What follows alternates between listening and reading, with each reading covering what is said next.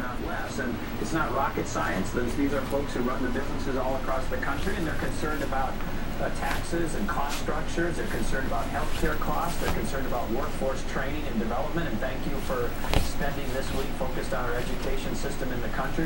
That's a really important issue. So those are some of the things as a nation we need to address. Well, Colin Powell yesterday kept talking about some exciting things going on in Minneapolis as far as education goes. We don't hear that much about it. We certainly hear about what's going on in New York, what's going on in LA. What was General Powell talking about in Minneapolis when it came to education reform? Well, there's a number of things going on. If I might just brag for a quick second, Minnesota has the highest ACT scores in the country, some of the highest NAEP scores in the country. We took some world some science and math tests in the 1990s as if we were a country by ourselves.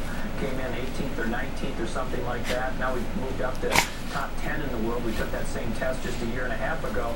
But here's the story here, and it repeats itself across the country. If you come from an advantaged background, our school results are pretty good.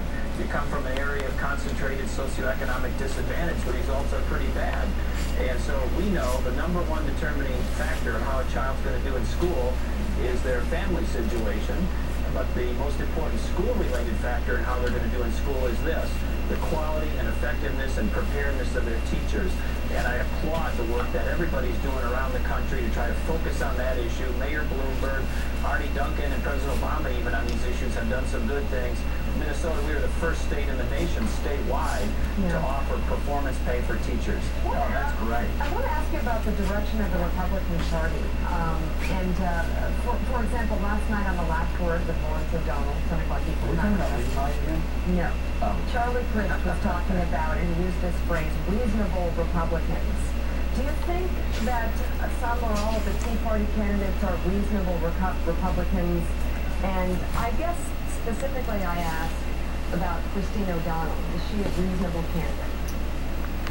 Well, I think in that case, Mika, she was selected by the Republican voters of Delaware in an open and fair primary. I know people are concerned about some of her comments, and she's addressing those, and we'll know more about that as it comes out. But from my standpoint, if a state in an open and fair process picks somebody as their candidate, from a Republican standpoint, I'm going to give that person deference and say, you're part of the team. We're with you.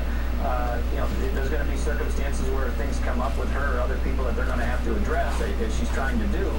But when the people of Delaware pick their candidate in an open and fair process, I think the rest of the party says, okay, you're now on the team. We're going to help you. So that would be a candidate that you would personally want to help, reach out and help? I have. I've actually endorsed her, I think, a week or so after that primary. I've known Mike Castle.